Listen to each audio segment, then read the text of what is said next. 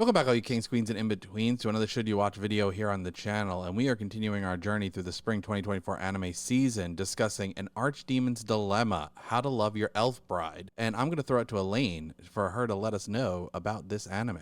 Zagan is a lonely sorcerer living in his lair, doing sorcerer stuff and things, until one day, an archdemon dies. An archdemon is essentially the cream of the crop of sorcerers, and there are 13 of them. They're super powerful. And because this guy has died, all of his stuff gets auctioned off. And Zagan attends this auction, and there he sees a white-haired elf girl, and he falls in love with her at first sight and just has to have her. So he bids his entire fortune on her and takes her home. And once he's there, he tries to just gradually fall in love with her, but he's very awkward, so things don't always go according to plan. And this is Zagan's journey of loving his elf bride, and his elf bride potentially falling in love with him too. Yes, and this has got some, relationship stuff in it. It's also got some magic and some adventuring, that kind of stuff, and it's a blending of those genres. And Elaine, how do you think that this does at blending those genres? I think it does a good job. I think the thing that really makes this one stand out a little bit is that it has a comedic flair that pops up periodically during Zagan's interactions, predominantly with Nephi, with some other characters he interacts with as well. Yeah, I think the way that they all interact with each other is really good. I think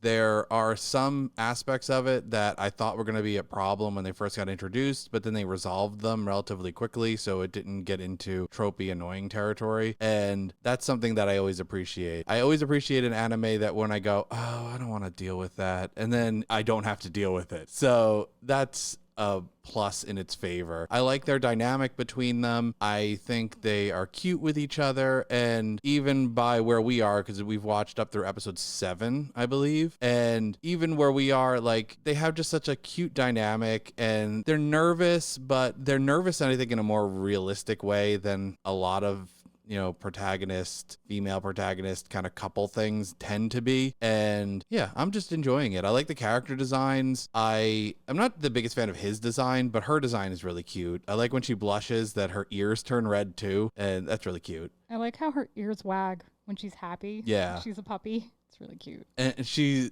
at some point brings up like, oh, how did you know that? And he just like, it's like a cut thing and shows her ears wagging. It's like, the ears kind of give it away. But I am excited to see where this one goes. I think it has dribbled out enough world building where they could go in a lot of different directions if they want to, but they're not just shoving the world building in your face either. They're letting the relationship shine as the star. I would agree. And I also really have enjoyed how relatable these characters are, that they're both socially awkward, that they're trying to navigate this relationship and these feelings that they don't understand together. And I also like how their bond deepens because they both have had similar pasts. It's a little weird that pretty much all of the major players we've seen so far have had very similar unpleasant childhoods, but that seems to be bringing them together, which is also very nice to see. A lot of manga writers love torturing their protagonists and the other characters on the shows. I don't know if this is a light novel or a manga. Honestly, there's a lot more light novels coming out, so it might be a light novel adaptation. But yeah, it just seems to be a through line in most of them, that they have tortured pasts that they have to pull themselves up from. But they bond over it, and I think it's a realistic way to bond. What do you think in terms of a should you watch on this? You're going to recommend this? I'm actually fond of this one. I think it has some slow moments, but overall it's enjoyable. I like the comedic aspects. I like the design of the characters. Nephi makes me think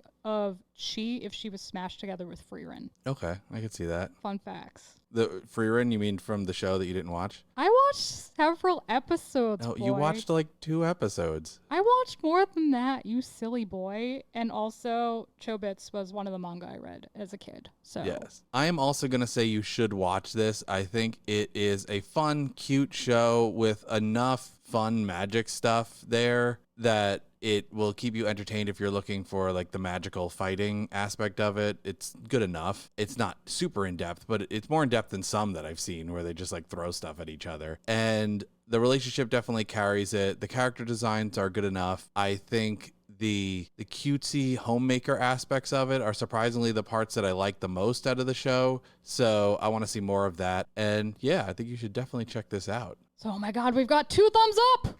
Yes, we have 2 thumbs up. That is a rarity, honestly, increasingly more and more, I think.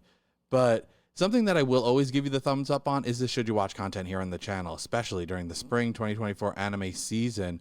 And for all of June, we're doing a lot of Pride specials where we're talking about LGBT representation in anime. So check those out. Like the video if you like it. Comment down below. What are you watching spring 2024? What are you watching, that's not part of the seasonal anime slate? What recommendations do you have that we haven't covered yet? And subscribe to the channel so you don't miss any of this content going forward. And ring that bell so you know what's up. We'll catch you in the next one. Bye, guys.